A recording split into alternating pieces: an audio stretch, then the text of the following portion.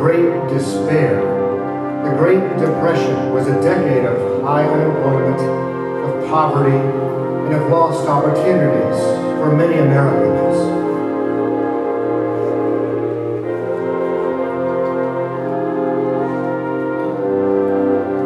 It was a time. It was a time of war. The Second World War was the deadliest conflict in human history. 16 million men and women served in the U.S. Armed Forces. More than 400,000 were killed in combat.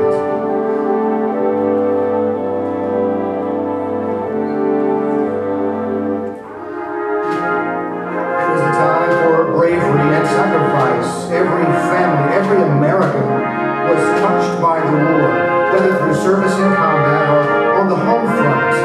The common goal was to protect our freedom and to protect our way of life.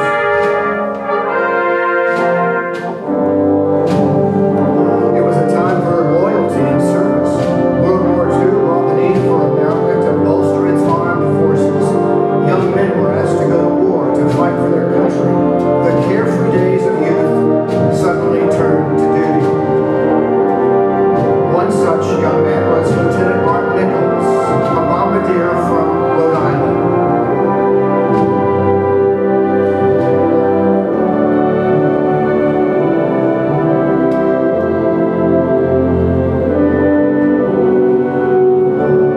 A letter to his mother.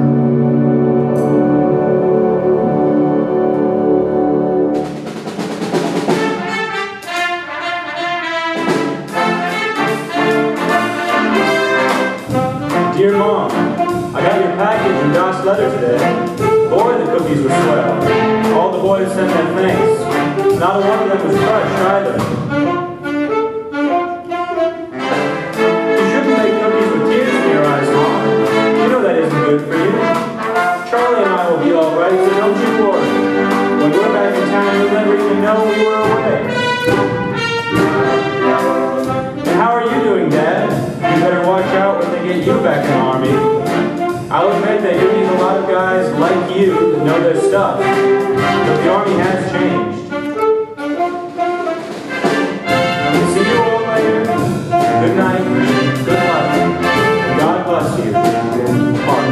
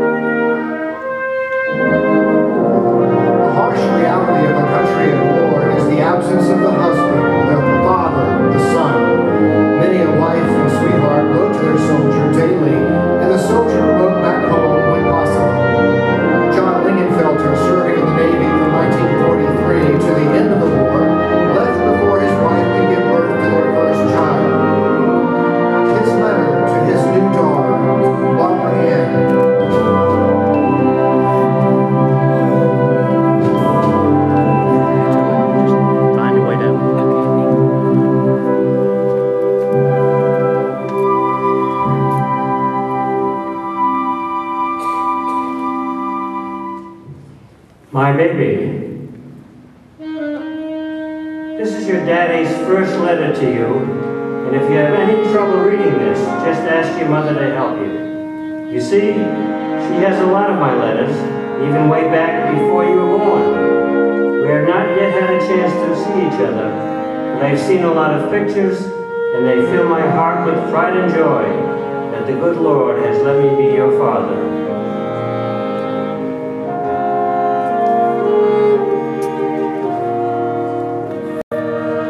If everything goes all right, I expect to see you in the early part of next March. And I know it will be one of the happiest days of my life. Your little letters to me always give me so much happiness, my Barbara, and I hope you will sometimes find time in your busy days to say hello to me.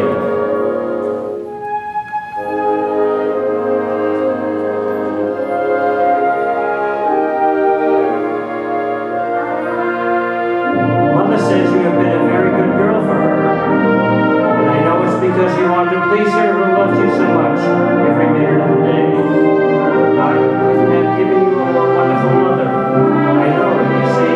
I love her very much, and I know that you and she and I will always be rich in our love for each other.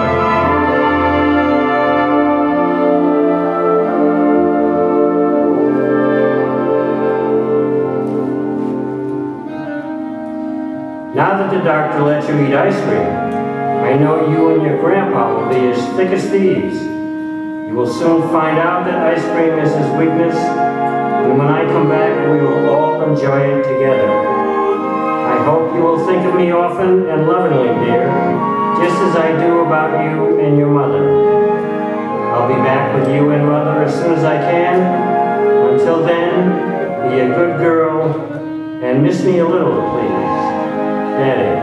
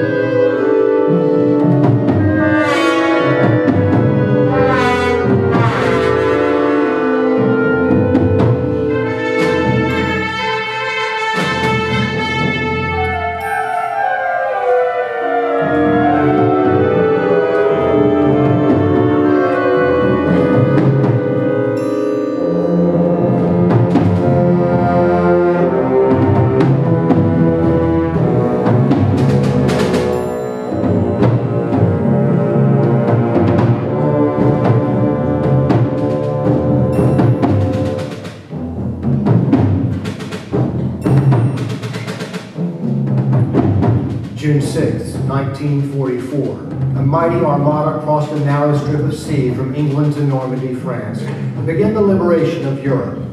Private Alfred Vera chronicles his experiences in a letter to his wife, Barbara.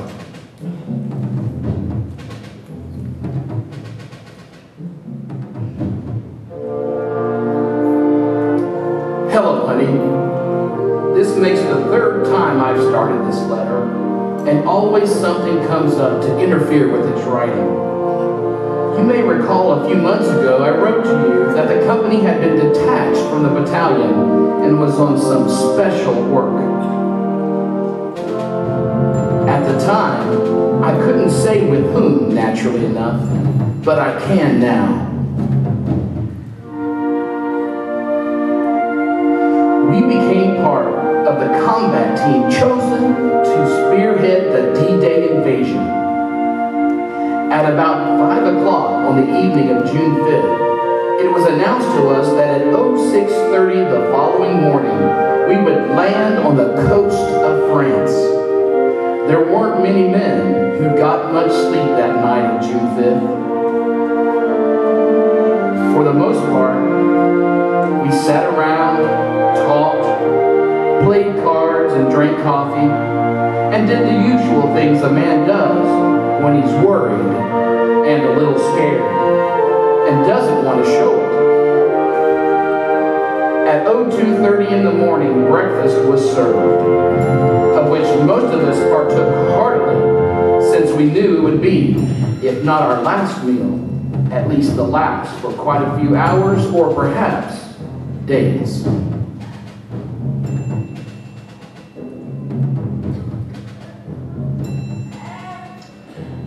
We were soon at the rendezvous area.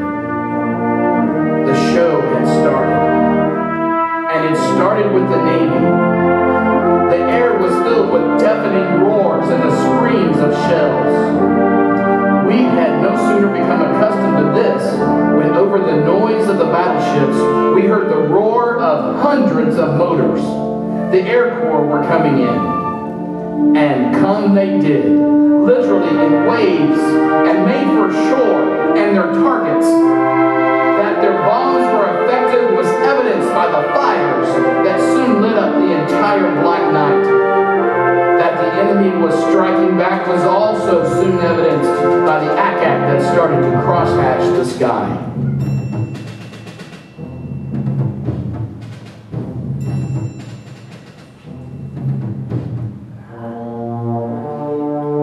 But time to get busy now. Dawn has broken, and dimly in a haze of smoke we see the beach. Now it's our turn. Men scramble to their feet. Equipment is adjusted. Life belts made more secure. For all around us, artillery shells are falling, and already several boats have been hit. Rifles are loaded and the safety taken off. The shore is now right off the bow. The ramp is lowered and the sergeant and I stepped off into 4 feet of water. I look behind and the men are already off the boat and scattered for protection against the bullets. They're singing all around us, but for the most part, hitting the water, it was a hell of a feeling.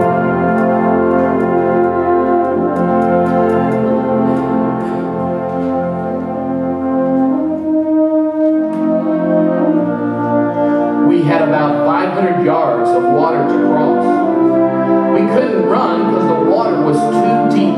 We couldn't crouch. We couldn't do anything except just what we did. Wade onto the shore.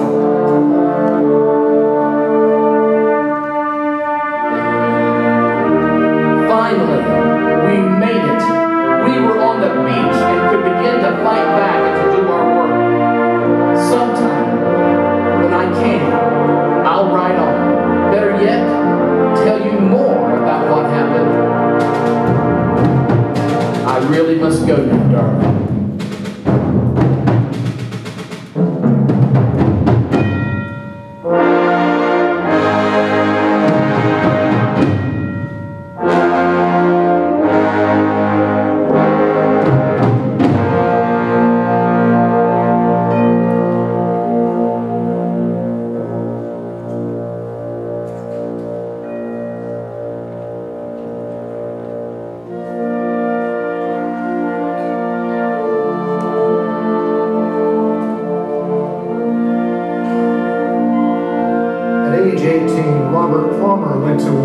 Serving the 309th Infantry Regiment of the 78th Division.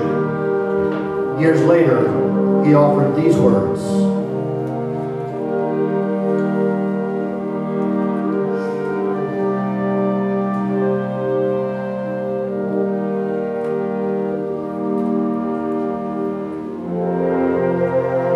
We were privileged to grow up in a time when honor, truth, loyalty, duty, and patriotism were real and meant something. What made the generation great? We were simply a product of our times. Growing up in the Depression was not a great honor, but it was a classroom that taught us to be independent and innovative. We made our own toys out of orange crates and roller skates. We made our kites from newspapers, and we melted lead to pour into molds to make soldiers, cowboys, and Indians.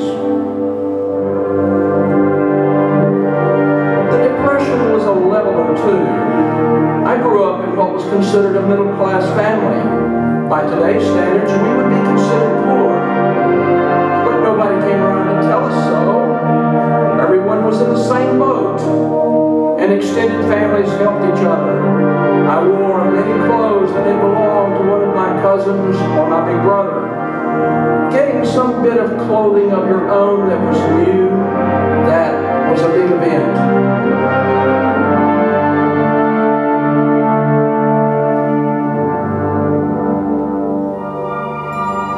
All of these things stayed with us after the war was over. It changed us all.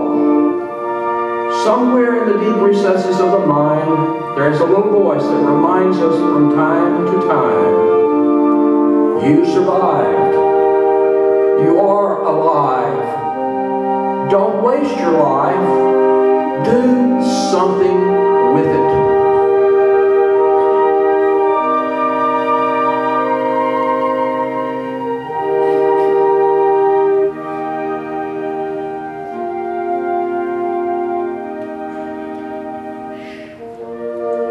As President Franklin Delano Roosevelt said, there is a mysterious cycle in human events.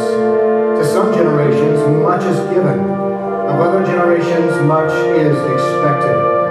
This generation of Americans has a rendezvous with destiny.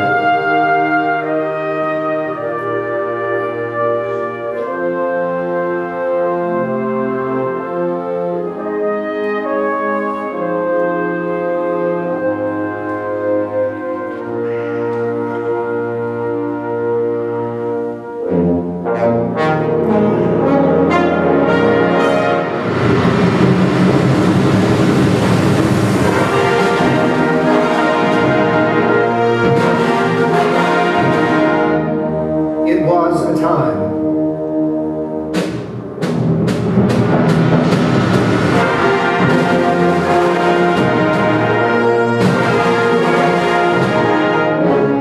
It was a time for greatness.